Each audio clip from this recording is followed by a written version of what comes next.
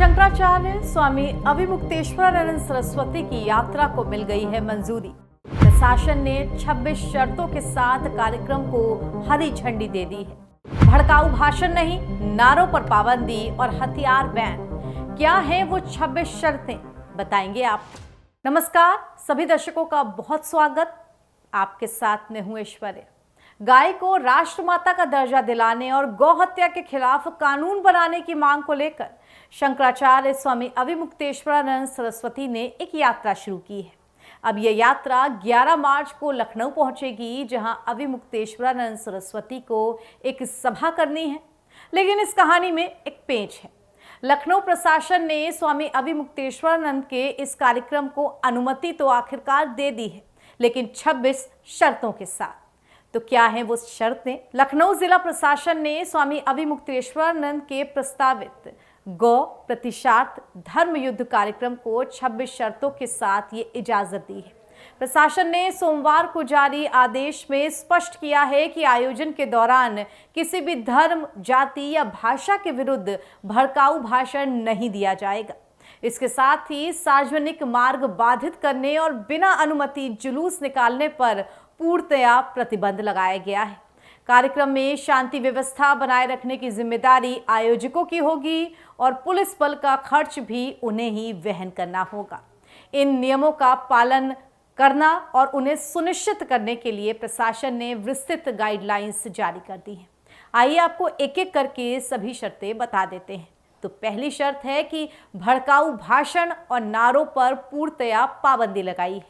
प्रशासन की पहली शर्त यह है कि कोई भी वक्ता धार्मिक या राजनीतिक व्यक्तियों के विरुद्ध अमर्यादित और असंसदीय भाषा का प्रयोग नहीं करेगा।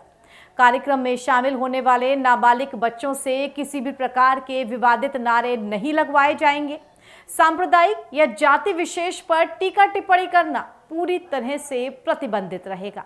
अगर कार्यक्रम के दौरान कोई अप्रिय स्थिति उत्पन्न हो जाती है तो आयोजकों के विरुद्ध विधिक कार्रवाई भी की जा सकती है। साथ ही आयोजन स्थल पर पारंपरिक ध्वज दंड के अलावा किसी भी घातक वस्तु या अन्य किसी चीज का प्रवेश भी पूर्णतया वर्जित कर दिया गया है। अब बात शोर शराबे की, यानी कि ध्वनि प्रदूषण की भी कर लेते हैं। तो ध्वनि प्रदूषण पर कंट्रोल करने के लिए भी सख्त गाइडलाइंस दी गई हैं। साथ ही पार्किंग के भी सख्त नियम बना दिए गए हैं। ध्वनि विस्तारक यंत्रों के लिए सुप्रीम कोर्ट और ध्वनि प्रदूषण नियम 2000 के मानकों का पालन करना अनिवार्य है। रात 10 बजे से सुबह 6 बजे तक लाउडस्पीकर्स का प्रयोग नहीं किया जाएगा और ध्वनि स्तर 75 डेसिबल से अधिक नहीं रखा जाएगा। इसके अलावा वाहनों की पार्किंग सड़क या सार्वजनिक स्थानों पर नहीं की जाएगी, ताकि सामान्य जनजीवन और यातायात प्रभावित ना हो। आयोजकों को सुरक्षा के लिए पर्याप्त निजी सुरक्षाकर्मी लगाने होंगे और अग्निशमन विभाग के मानकों का भी पालन करना होगा। इसके साथ ही प्रशासन ने किसी भी प्रकार के जुलूस पर भी रोक लगाई है। साथ ही आयोजकों की जिम्मेदारियां तय कर दी हैं, ताकि यह कार्यक्रम सही तरीके से संचालित हो। प्रशासन ने स्पष्ट किया है कि किसी भी प्रकार की जुलूस या शोभा यात्रा को अनुमति नहीं दी गई है। ज्ञापन केवल सभा स्थल पर मौजूद सक्षम अधिकारियों के माध्यम से ही सौंपा जाएगा। टेंट या पंडाल की ऊंचाई 3 मीटर से कम नहीं होनी चाहिए और इसमें सिंथेटिक सामग्री का प्रयोग करना भी वर्जित किया गया है।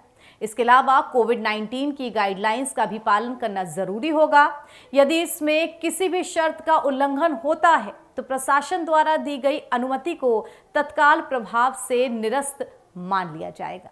यहाँ आपको ये भी बताते चलें कि जनवरी महीने में प्रयागराज में माघ मेले के दौरान स्वामी अविमुक्तेश्वरानंद को स्नान करने से स्थानीय प्रशासन ने रोका था और इसी के बाद ये सारा मामला बिगड़ गया था। अविमुक्तेश्वरानंद बिना स्नान के ही लौट आए थे और यही नहीं, इस पर राजनीति भी काफी ज्यादा बढ़ गई थी। अब राजधानी लखनऊ के आशियाना इलाके में शंकराचार्य स्वामी अविमुक्तेश्वरानंद सरस्वती का कार्यक्रम कांशीराम स्मृति उपवन में प्रस्तावित है। ये कार्यक्रम 11 मार्च को होना है। बता दें कि गाय को राष्ट्रमाता का दर्जा दिलाने और गौ हत्या के खिलाफ कानून बनाने की मांग को लेकर ये यात्रा जारी है, जो कि लखनऊ पहुंचेगी और कार्यक्रम होगा। हमारी इस खबर में फिलहाल इतना ही, पर देश दुनिया की तमाम ताज़ा अपडेट्स से जुड़े रहने के लिए आप बने रहिए हमारे साथ। नमस्कार।